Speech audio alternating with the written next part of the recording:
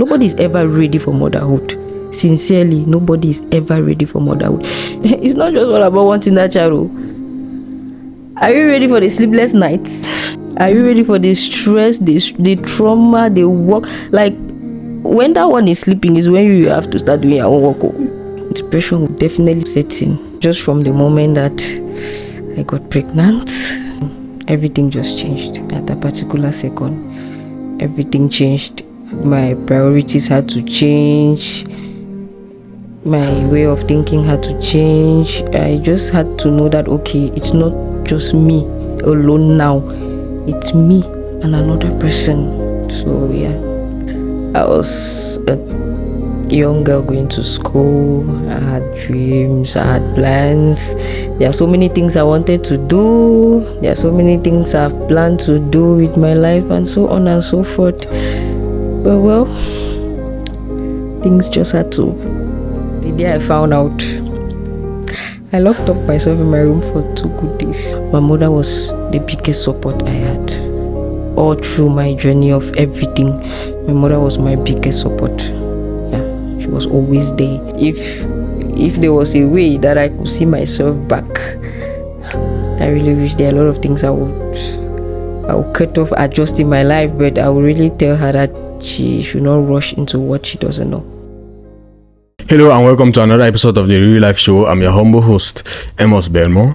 And if this is your first time watching us, please make sure you subscribe, make sure you like, make sure you share this video and leave a comment. We have noticed that in recent times, most of our viewers are usually non-subscribers. And to be honest, the only way with which you can support what I'm doing is liking, is sharing, is subscribing. So I'm really going to appreciate if you hit that like and subscribe button. In today's video, we are going to be talking about early pregnancy. Early pregnancy is a topic in which many people have an opinion about, but not everybody actually truly understand what it means to be a mother at an early age. Our guest today in the show became a mother at a very early age, and she has decided to share her journey with us. We are not here to lay blame or to judge, but rather we are here to make sure whatever she has to say creates awareness, teaches, educates the young and the old. This episode is not only for the young who might be afraid of getting pregnant early, but it's also for women, for mothers who have girls at home. This episode is here to encourage you guys to have open conversations with your daughters and make sure they take the right choices in life. Before I forget, I would also like to give a shout out to the sponsor of today's video, Mount Zion Laundry Services, located at Baobab Simbok, Yaoundé. If you are in Yaoundé, there is no need for you to be doing your laundry by yourself. Mount Zion Laundry Services is there to do it for you. They are doing free pickup and delivery. So wherever you are in Yaoundé, give them a call the number on the screen. They are going to come to your doorstep, pick up your laundry, go do it, and bring it straight back to you. So, ladies and gentlemen, I'd like you all to welcome to the show Miss Veronique. Thank you for coming to the show. Welcome. First of all, I'd like to appreciate you for coming to the show. I'd like to appreciate you agreeing to do this with us. And all of us know it's not easy to decide to come out here and share a story of this sort to others. Most people like to keep their lives private. They like to keep this part of their lives unknown, or maybe to themselves. But the fact that you are here today to use this opportunity to educate others, to teach others, maybe to advise them on what to do and what not to do, I would like to say thank you very much. You're welcome. So, what made you decide to share this story with us today? Well, actually, at first thought I didn't. I didn't, because I don't know, I'm a very shy person and I love when my things are just with me. But well, giving it a second thought after like 3 days, I was like, oh, it's been years, you have gone through the line, a lot of things have happened, and despite the fact that it was painful and all the like, there are other people repeating the same mistake as you. Other people doing the same thing or even worse than what you went through. So I don't know, I just said to myself that anyways, give it a try, forget about the shyness, but give it a try. Maybe somebody somewhere might likely learn something from you. Thank you. Was it easy to agree to do this? No. Sincerely, it's a big no. Capital one, actually. It was not. It wasn't. It really took me time to put my brain in order, analyze things, reflect, and be sure that that's really what I want to do. Do you think that you would have been able to agree to do this maybe 2, 3, 4 years back? No. That one, it's not even, I don't even need to think. It's no, I would never. Because even to only just talk with somebody about it, it's difficult. Because one problem I have is opening up. I don't. It's very difficult. Probably it's because of the way I grew up and everything. But before I open up to somebody, it takes a lot. It takes a lot. It really takes a lot. All right. So as this episode goes on till the end, is there anything that you hope that people are going to digest from here? Well, yes, I really hope people digest something, because it's not something that it's easy. It comes with a lot of challenges, pressure, stress, and all the like. But I just hope that they will learn one thing or the other from today. All right. So at the time that this happened to you, what was your life like?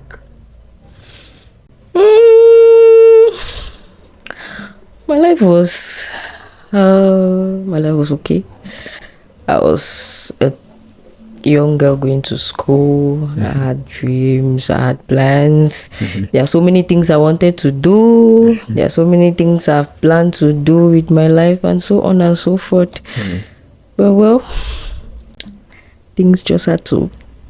Things happen. Things happen. So things happened actually. At the time, how much information did you have about sex, pregnancy, or all of that? Like the sexual life? Actually, I would say, I would love to say little, but I will be lying to myself.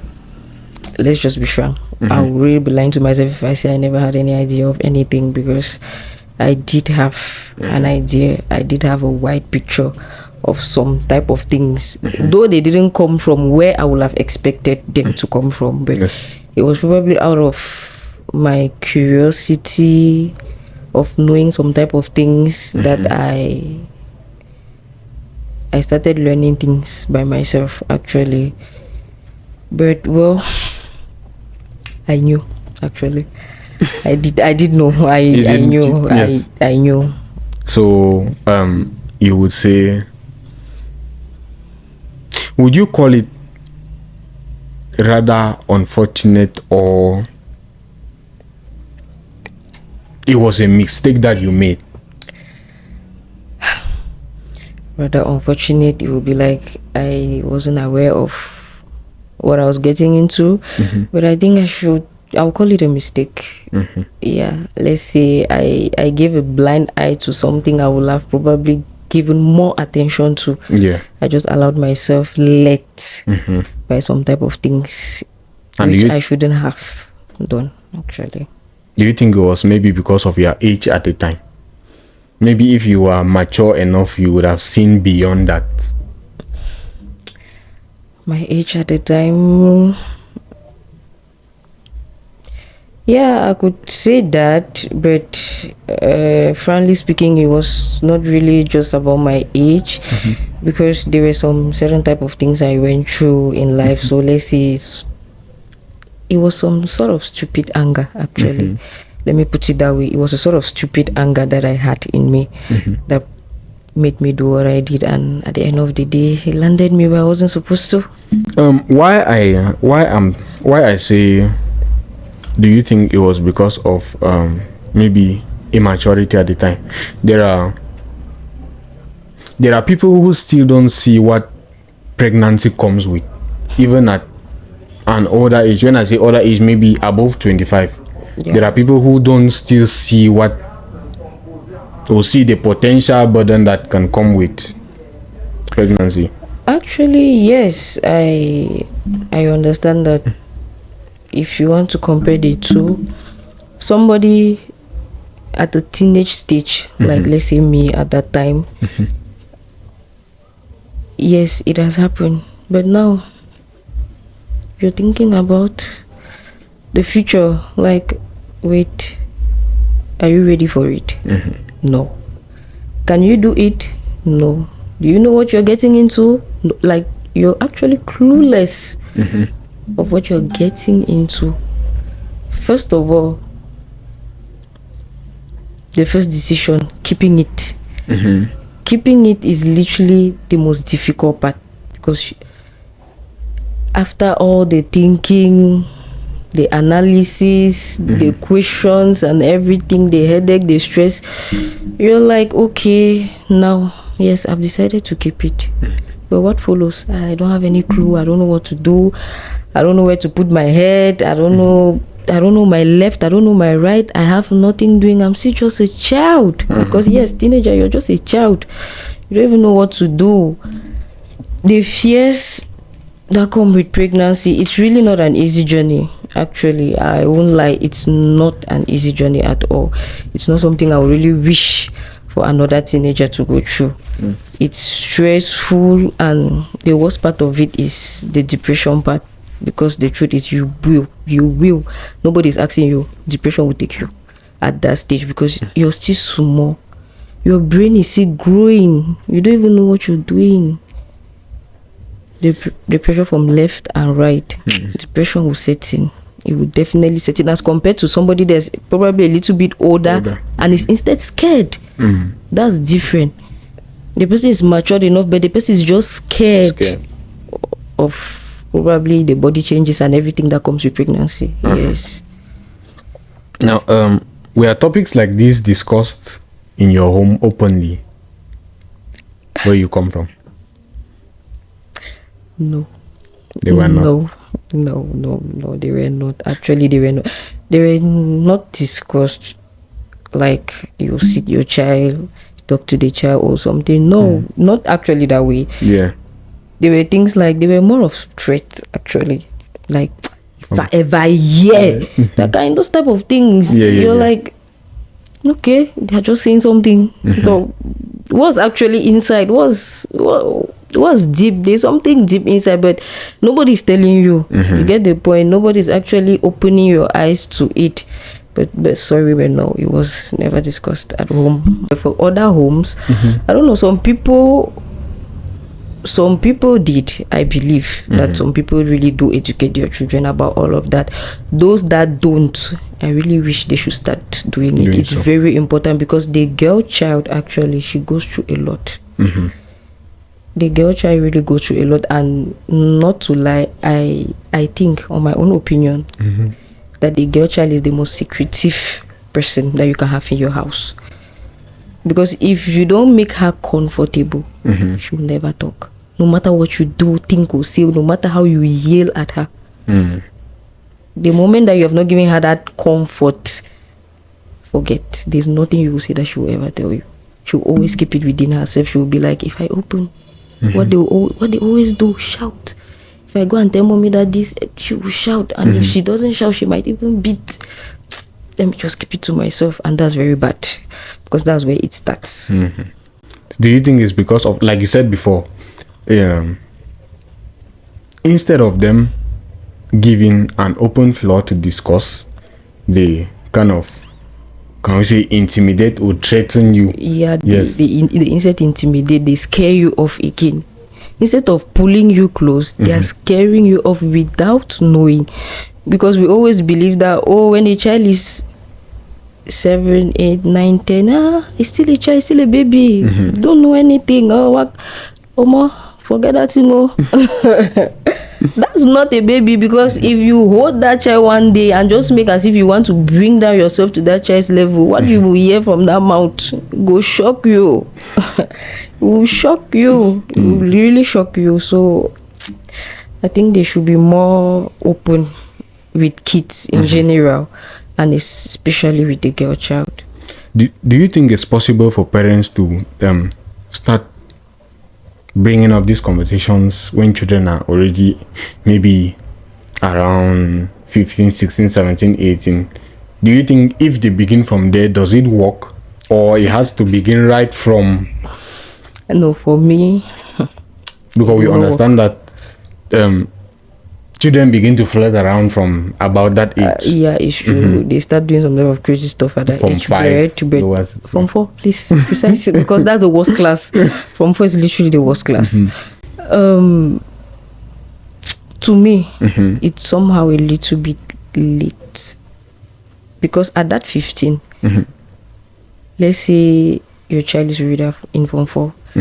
If you look at the mentality of a Form 4 child now, it's way bigger than yours. Way bigger than yours. Now the question is, when did they learn that? Where did they learn that from? How? You ask yourself a lot of questions, and at the end of the day, you will see that if you started talking to your child early, there's actually a way of talking. It doesn't mean that you just bring a small child to you and then you start saying big words that the child will not understand. No, there's a way of talking. Each stage has its way of communication.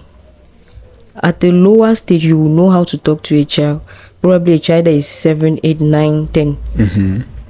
You can call her, baby girl, please. If one day you are going out, that uncle like that calls you and say something that is bizarre, come and tell mommy. Even if he threatens you, come and tell mommy, not to happen to you. You have a way of like flatter the child, actually, because at that stage it's flattering.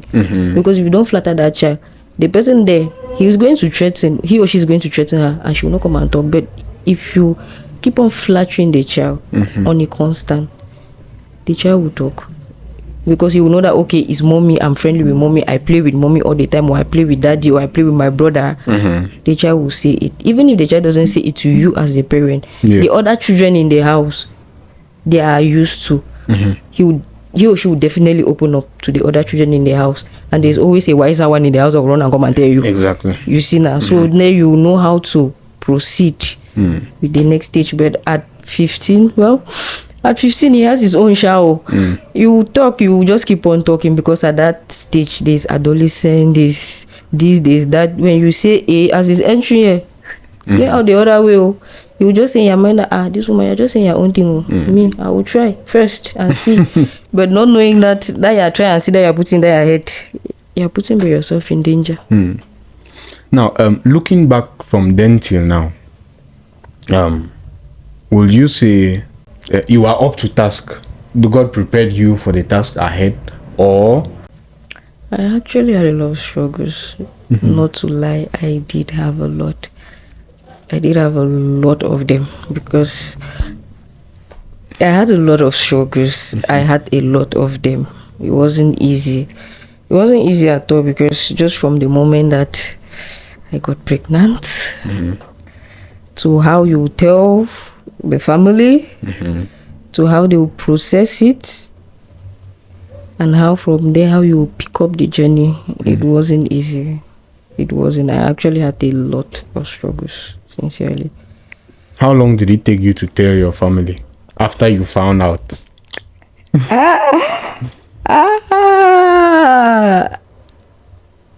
My story is sort of bizarre though.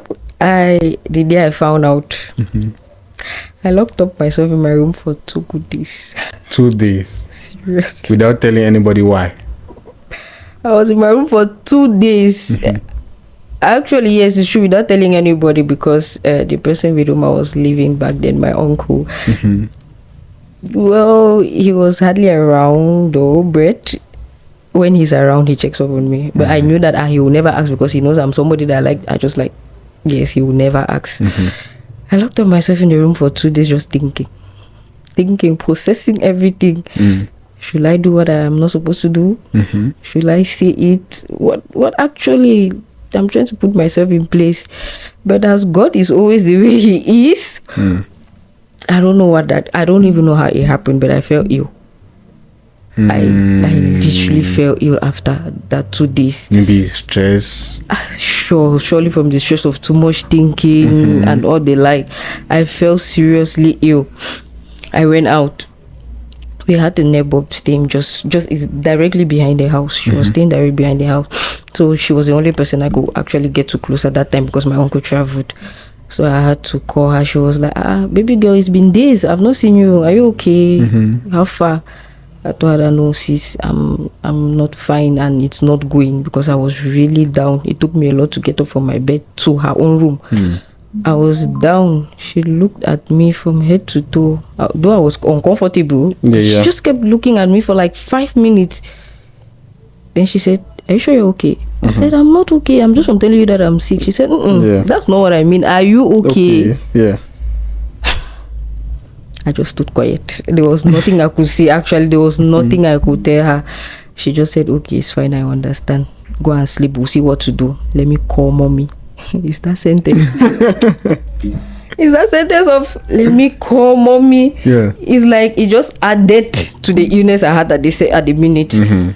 I tried everything to beg her not to. She said, but I'm not part of the family. It's true that I'm with you here every day. If anything happens now, your family should know. I only have to call your mother. I said, Mama, it's okay. Go ahead. When my mother came, the good thing is she did not say anything to my mom. She was still looking at me, hoping that I will be able to like say something before we even get to the hospital, those type of things. But also had day when you first all look at your mother, had no be there. Had so I didn't actually have the courage to face my mom with that. But at the end, she helped me to tell my mother in one way or the other. She did. She helped me tell my mother. My mother just came back. She looked at me like this. She said, Madam, wait, dress. We're going to the hospital. At the hospital, you cannot escape. Yes, normally, you can never escape. But there's nothing you can do. Because even if you don't talk, a doctor will talk for you. Yeah, exactly. Still yet, also courage. I was just looking at her because I knew that, well, nevertheless, you already know, and the doctor is going to confirm it. So that was just it. So when the doctor confirmed that was what was there, she just turned and looked at me. She said, Omo, you have tried though. I could not talk. What do I ever have to say? Nothing. The doctor just told her that just take care of her. You know that she's still young, she's tender, or they like. But just take it slow with her, because if you overreact, we don't know what she can do or what can happen. At least we're already grateful that from this length of time she hasn't tried any nonsense. My mother, she took to the advice. That was the part that shocked me. She actually took to the doctor's advice. Because when we got home, I was expecting something like shouts, quarrels, how could you do this, all those type of disappointment. And I really was expecting that when we got into the house. But no, it was the contrary. Go and sleep, you need to rest for now. Merde. That one was worse. Her reaction baffled me, to be frank, because what I expected was not what she dished out to me. It froze me. Like, I was like, Jesus Christ, what is this woman planning in her head? What I had a lot of questions, because I was like a normal African parent that we know. They will shout nothing. Merde. Every day I was just like, she'll say something today, nothing. Tomorrow, nothing. And time when nothing. I was like, God. But that's when my mom killed me, actually, just for the fact that she didn't say anything. She killed me. You felt worse. I felt worse. More. I was just like, baby girl, yes, this one is the real treatment. I don't even think that you need that shouting now like this, because she's really treating you. Maybe you needed that shouting to be able to come to peace with what. So it was like torture on top of another torture. Actually, she was literally torturing me without even knowing that was what she was doing.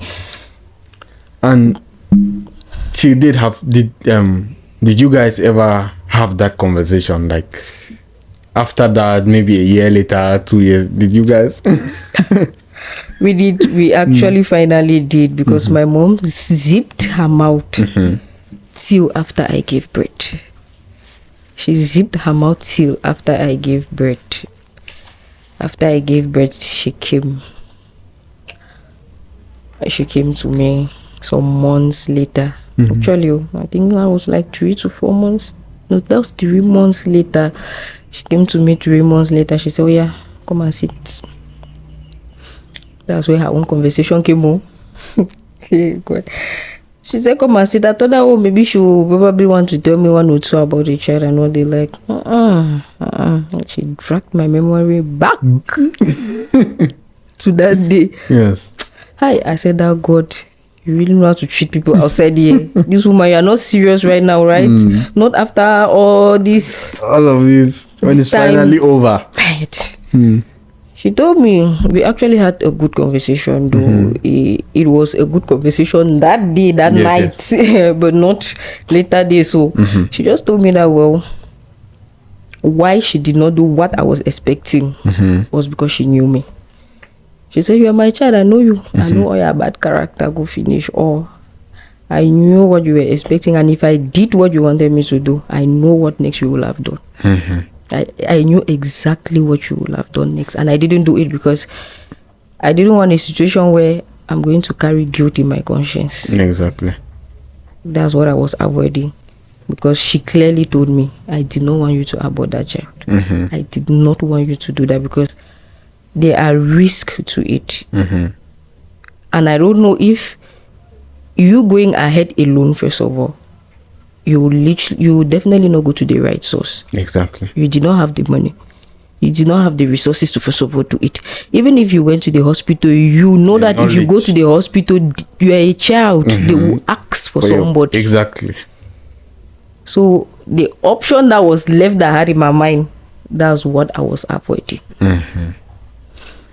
So this did you tend to appreciate her more for not speaking out? Actually, yes, I would say I appreciate her, but the torture was really too much, because left to me, I would have really loved her to just express herself that very moment, so that it could also I bit lighten my own burden for doing what I did. I would have actually loved her to just talk that very minute. Can you remember the moment you found out? Yes, now. No one forget that one. No one forget that one. Hey, God. Was your reaction at the time? Are you able to explain it? Is it explainable? It is not explainable. Mixed feelings, mixed thoughts. Everything was just jam box in my brain. Things, I had 1,000 questions, 1,000 feelings. I don't know. I don't even know how I felt. I was just lost in the middle of everything, because that particular day I had to go to school. But I don't know. I got up weird. I'd never felt I was going to school. I was bizarre. I had one sort of bizarre feeling, just weak. I just said, school every day is even for watcher, and today it's first of all I have only 2 subjects. So let me just kiss it. But I kissed it. I remained in the house. But as the day went on, I was like, this girl, there's something wrong. My memory just had to drift for 1 minute. Wait, last month, this month, what's happening? My memory actually processed everything before I could even go ahead to even do the test myself. So after you being sick, going to the hospital, coming back, what happened to school? Did you continue? Did you decide to stay back at home? And I actually continued school for a couple of time. But after, when everything started being, I gave up, actually, since it was already, I think that was 2nd term ending. Yeah, it was 3rd term. Was it because you felt judged, or you felt not belonging? Actually, there was that feeling of not belonging. First of all, there was that feeling of not belonging. Like, you're like, how would the others look at you? Everything was bizarre. It was really bizarre, because I felt a type. I just said, let me just leave it for now. Probably later on, I might think about school. But now like this, people's looks, people's talks, my family up and down and everything. I willingly went to school and I told the principal. I told him that no, where I am. You need to. I'm going out. Is it because you just felt like people are looking at you in a particular type of way, or they actually made you feel like they actually, made you understand that? Yeah, they actually made me understand. They never really needed to say it or voice it out. Yes, their reaction towards me, the way they behaved and all the like, it was just enough. Because even only in my quarter, in the surrounding where I was living, all those mothers. Yeah. All those mothers, they just have their own way of always. Exactly. Child, so yeah. Just from a mother says. It just tells you everything. You don't even need to let her express herself to yourself. You don't need to. What was the most difficult part of this journey, like before giving birth? Was it you carrying the baby around? Was it you shying away from others, being afraid to get in the midst of others, or isolating yourself? I don't know how. What did you find more difficult to do? Associating. Actually, that part was very difficult. Getting closer back with the surrounding the way I was, it was difficult, because in my head I always have this thought of they always have something to think or say to you. So I was like, to associate at the beginning, it was not easy at the beginning, true, but well, as time went on, I just had to get used to it, because it was already a life I had to accept. There was nothing I could do, so I just had to embrace it. And how was it, childbirth? How is childbirth experience? I'm curious. I've never known. Well, scary. It's very, very scary. At first thought, it's very scary. Very, very scary. As a teenager, it can freak you out. It is scary, but it's actually a turning point. Is there some sort of relief? Yeah. It is. The process is really difficult. It's really difficult. I really wish we didn't have to go through that pain, but well, it's just life. The process is really difficult, because they labor the ass upon ass upon ass. Everybody is not lucky. There are people that really labor. I actually labored for us, because they had to call a gynecologist in the middle of the night. That is one small girl, like that they are not even sure that small girl. Yeah. Actually, I was the way I was. That there was one small girl that they are not really sure that I'll be able to push through normally. Yeah. The guy said, "Okay, I'm coming." Luckily for me, there was another woman that was about to give birth to, and frankly speaking, she was way worse than she was doing worse than me. To think that she already had kids and all the like, I was like, it's just like her situation healed me. I don't know, because we're in the same room. So while they were checking me, it's like her situation was healing me. It's like it was reducing my pains, because in my head I'm like, God, this woman is far older than me. Why is she making? I should actually be the one reacting like her. Not the other way around. Yeah. Well, I can say she gave me some sort of small strength from the way she was reacting. I actually had to build up myself back, because when the child reached a certain level, it's calculated in cm. It stopped. That's actually the reason why they had to call the doctor, because I had to give birth like 3 hours ago, but it was going to 4-5 hours. What's happening? So that's why they had to call a doctor to come and check out what happened. But at the end of the day, I shocked them, sha. I gave birth.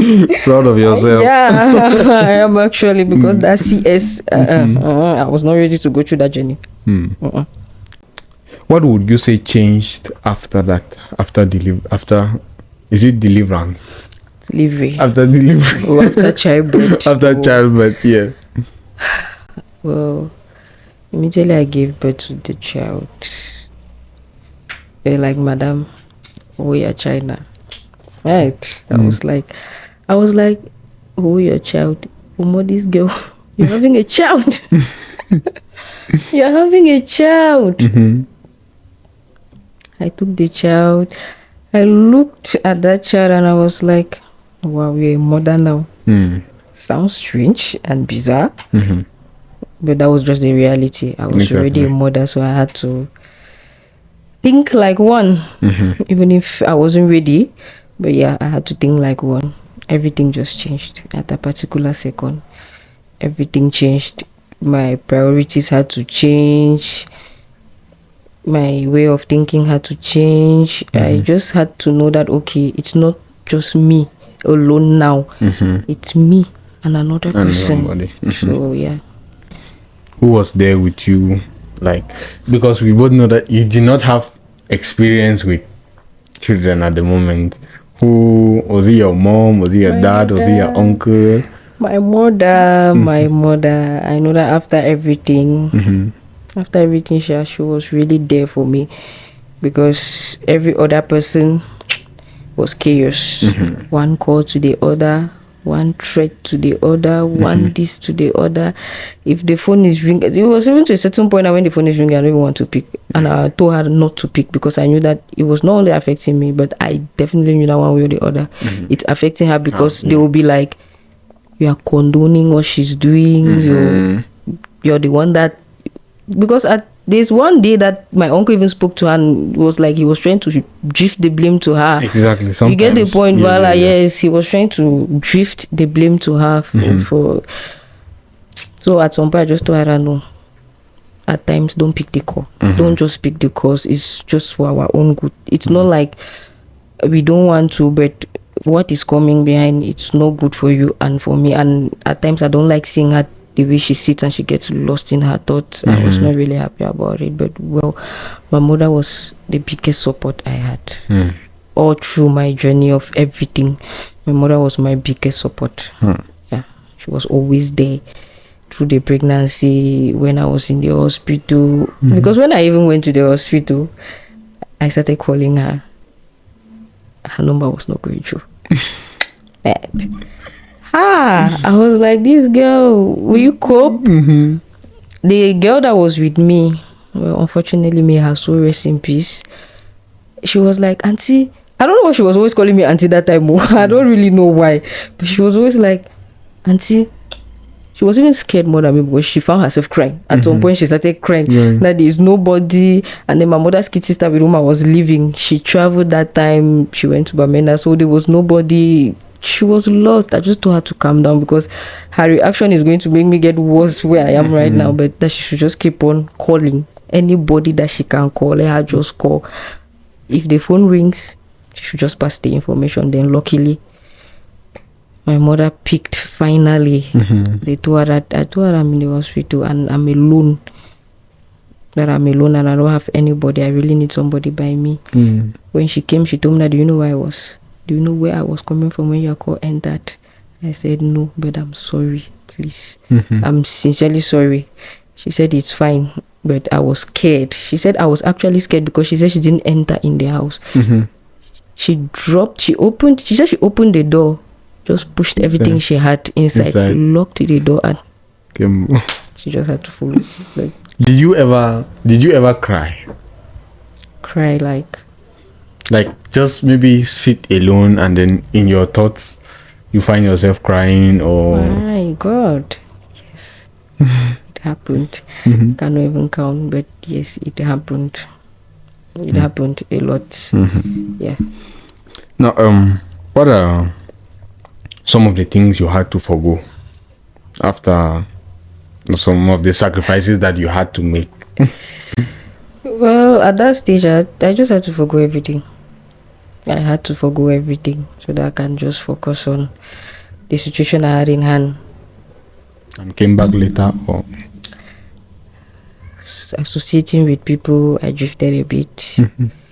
My normal life, I drifted a bit. School, as I said earlier on, I willingly just she had to shift since it was towards school ending. So to me, it was like it's just useless continue going to school. Yes, I just had to shift away from many things. It's later on that with time, I had to set them back in. What about motherhood has shocked you the most through your journey? Papa, the responsibilities that come with it. Christ. No, I don't think anybody will ever be ready for such a thing, because the responsibilities that really come with motherhood and the pressure, it's not easy. It's really not easy. I think people underlook. Yeah, the people always have what to say. That's just the truth. People always have what to say. They are entitled to their own opinion. You cannot lock people's mouth, but you just have to embrace it and push forward.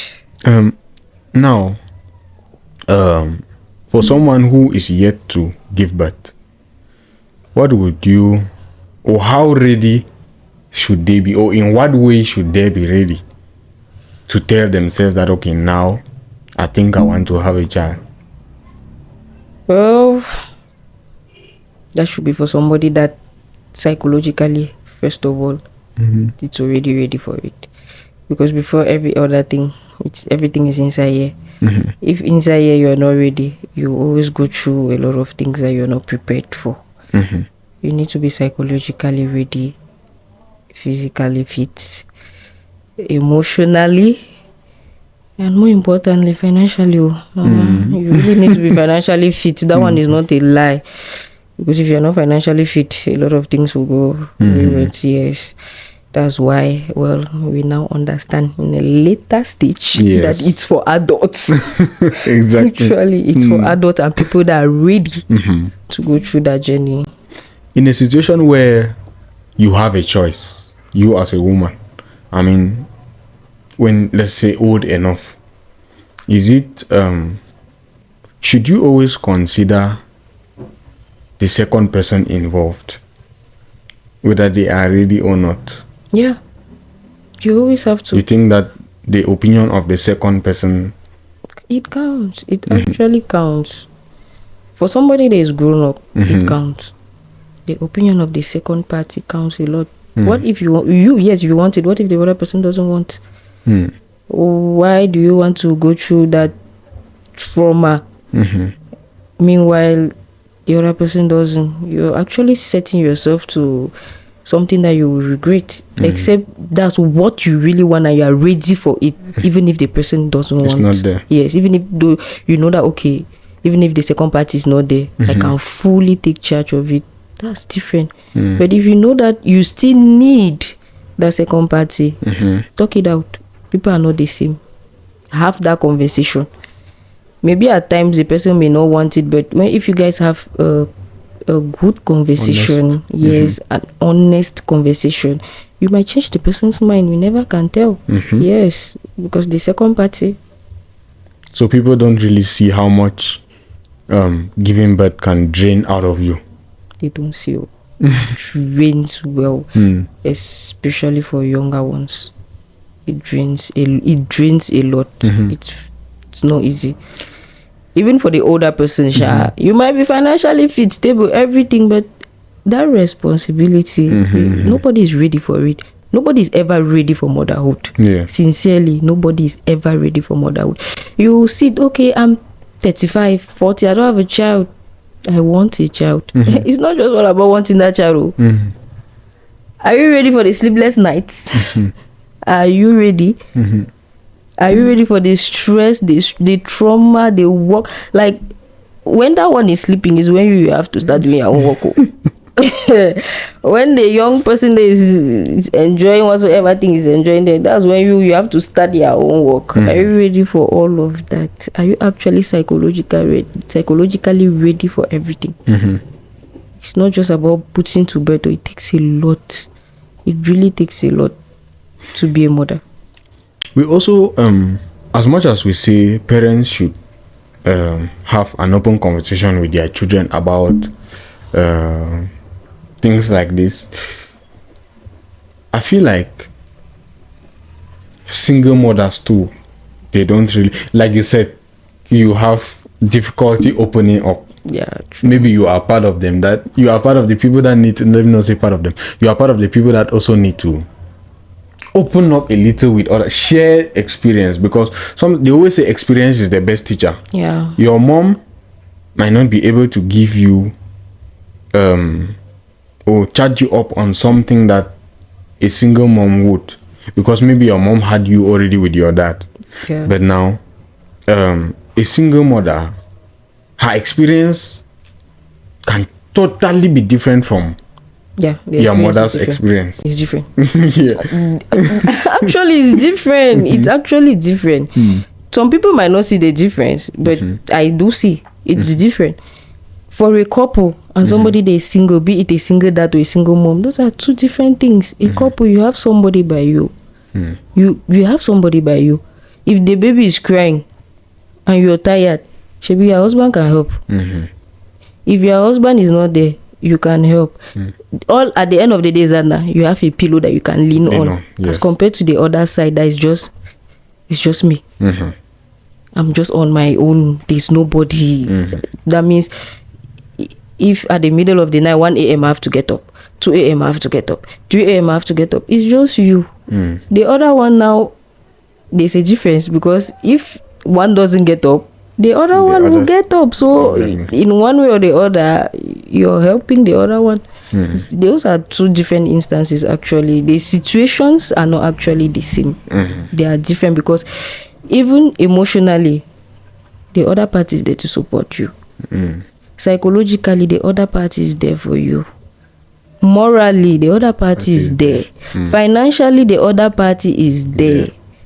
As compared to a single parent. A single parent that is probably financially stable, that can feed, but the truth is that psychologically, emotionally, and all the, like, the rest will drain you. Even if you have the money, the other things, they will drain you. They will obviously drain you. How has this experience shaped you as a woman today? I don't. Should we say woman? Yeah. Okay. How has this experience shaped you as a woman? Well, he has taught me a lot. He has really taught me a lot. I actually had to grow up twice faster than the rate at which I had to grow up. It made me mature, and it made me to see things in a bigger picture. Actually, I had to see things in a bigger picture at an early stage of my life.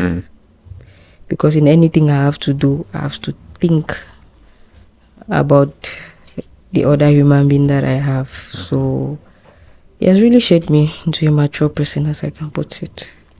And would you say this experience of yours made you lose opportunities, or made you gain strength to reshape your life?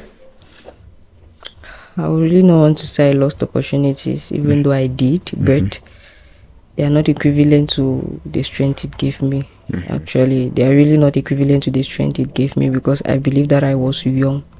I had opportunities through I was young, but with all that, I know that I can still have other opportunities. But now, that strength and everything, it really was enough. If you could speak to your younger self today, what would you tell her? If I could see that picture in front of me, I don't know. I don't really know. It's true that if there was a way that I could see myself back, I really wish there are a lot of things I would cut off, adjust in my life, but I would really tell her that she should not rush into what she doesn't know. Yes, she should not just rush into something because of curiosity, or I want to know type of thing. No, rushing into what you don't know was really a bad idea. Yeah, actually, it was really a bad idea. Just focus. I would have literally told her to just focus on her education, focus on what she was doing. She just had to focus on the good plan she had for herself. Let's consider that was meant to happen, and then you have a chance now to go back and tell her something, or maybe prepare her for what is coming. Do you think there is a way for you to prepare her for the future? As I earlier said, nobody's prepared for motherhood. That's what the truth. Nobody. Because even if they carry me now and take me back to that time and age, that okay, talk to her, that is what is going to happen. This is what is going to happen. The truth is that experience is the best teacher.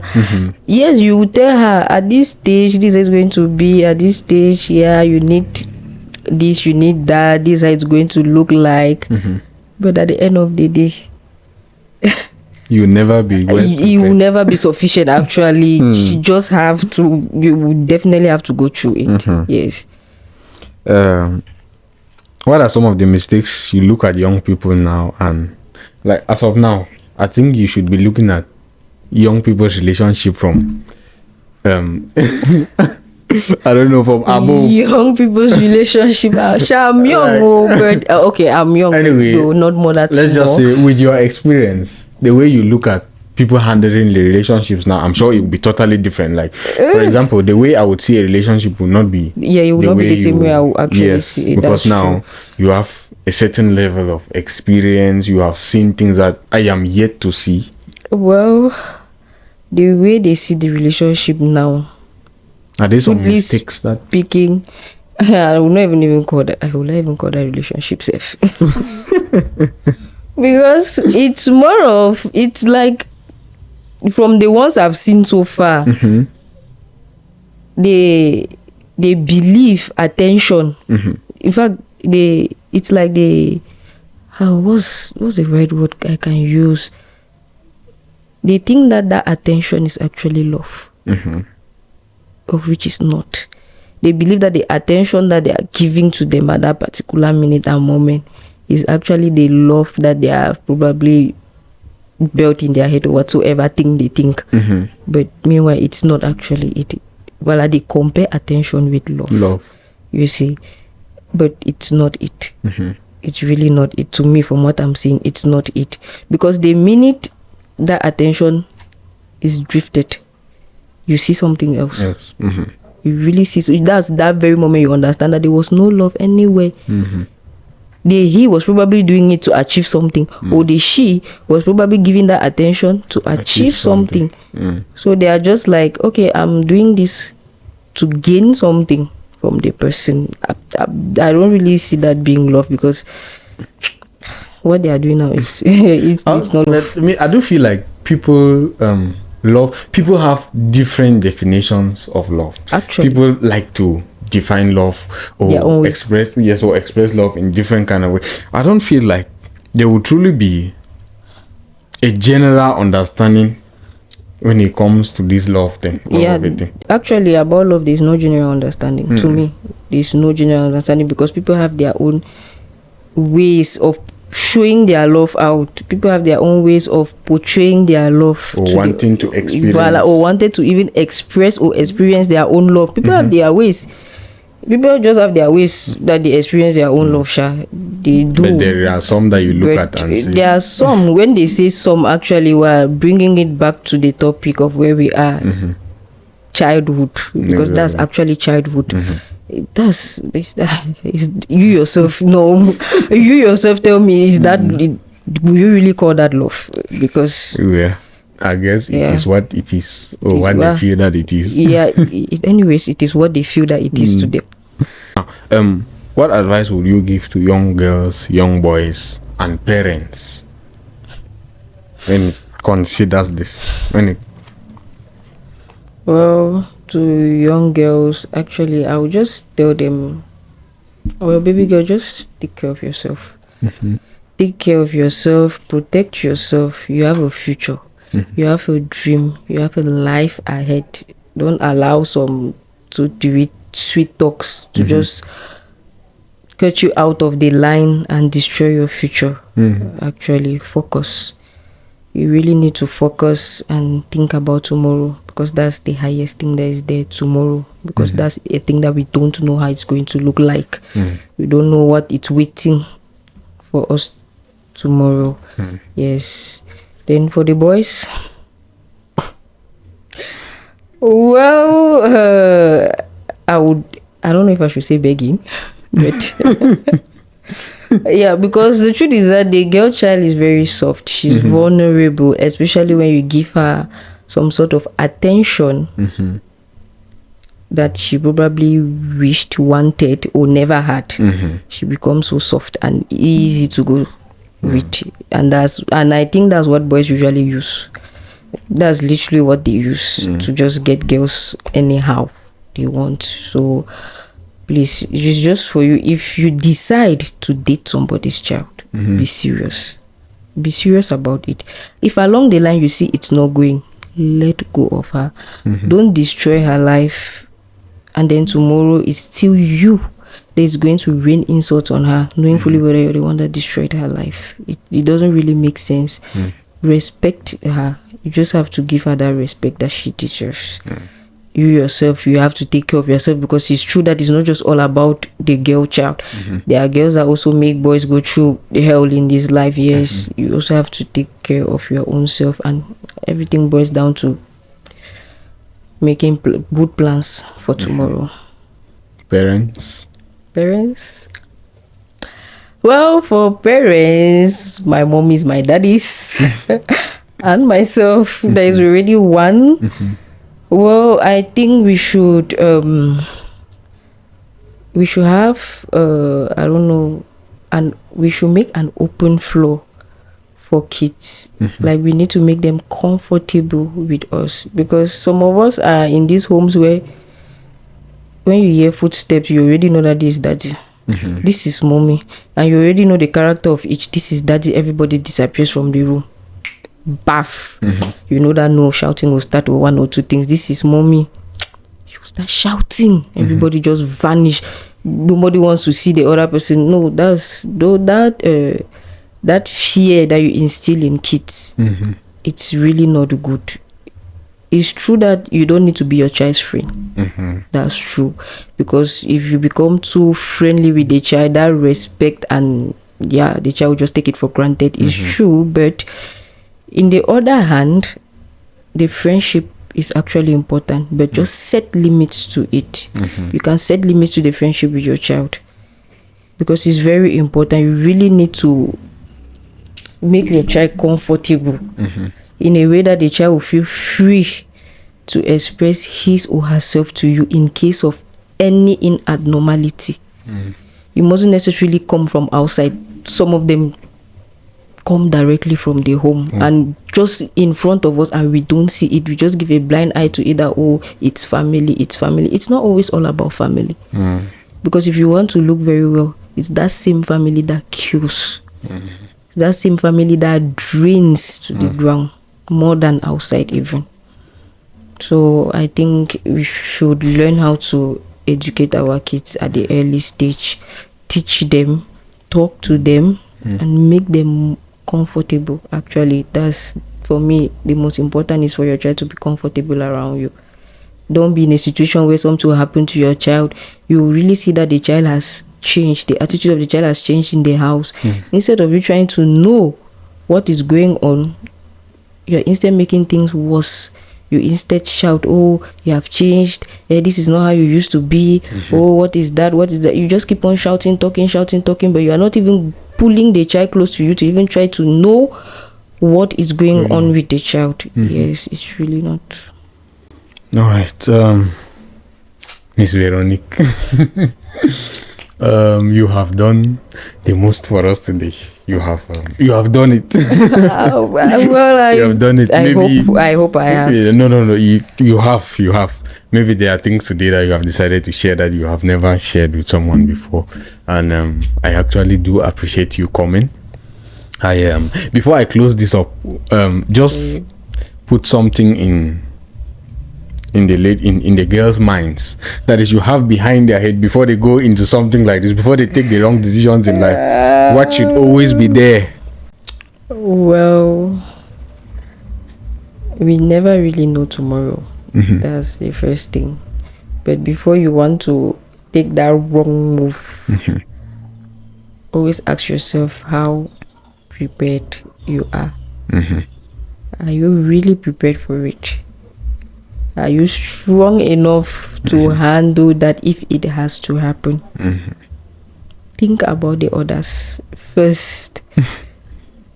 Because for me, if I actually asked myself 2 or 3 questions, I don't think I will have stupidly done what I did. Yeah. You get the point? So you have to think about yourself, think about your family, think about your parents. Actually, because you are not the only one that is going to go through it. It's going to affect everybody. It's going to affect everybody around you, because they are all part of your life. It's definitely going to affect everybody around you. It will. So all right. So we have all heard from Miss Veronique, and like he said, we need to take sex education seriously. It's not something to joke about. People are living through hell. She's here to talk about her journey today, maybe because she was able to move on. She has lived through it. She's let me say she has reshaped her life and put what has happened behind her. There are people who this might have happened to 5 years ago and they are still not able to live with it. They are still not able to come out and talk about it. So don't allow yourself to be in that situation. Take care of yourself. The fact that people have lived with something does not mean that you will be able to live with it. Like you said, nobody knows tomorrow. Yes, actually. You don't know how you are going to react when something like that happens to you. So depression is real, please. Depression and trauma is real. No, let's be realistic. It is real. Yeah. If it has never hit you, you'll never know the feeling. You'll never know what it takes. That's a very bad stage. I don't really wish that part for somebody. So when you want to do something, think twice. About it. Don't allow yourself to get to that stage. Actually. Yeah. So that is it for today's episode. I hope you guys enjoyed the episode. If you watched this episode right to this extent, I think you should give us a thumbs up, like, subscribe. You guys should please appreciate Miss Veronique in the comment section, and if there is anyone who is going through this journey that she has gone through, we want to tell you to believe in yourself. Like, there is always a turnaround some point in your life. Actually. It is not going to be the same as it is today. Again, no one knows tomorrow. That might just be the best thing that happened to your life. You never know. I always try to open up shop, because at times when you bundle everything, you're draining yourself the more. Exactly. So, all right, guys. Thank you, guys. Thank you for coming back to my YouTube channel, and hope to see you guys next time. Thanks for watching. Bye for now.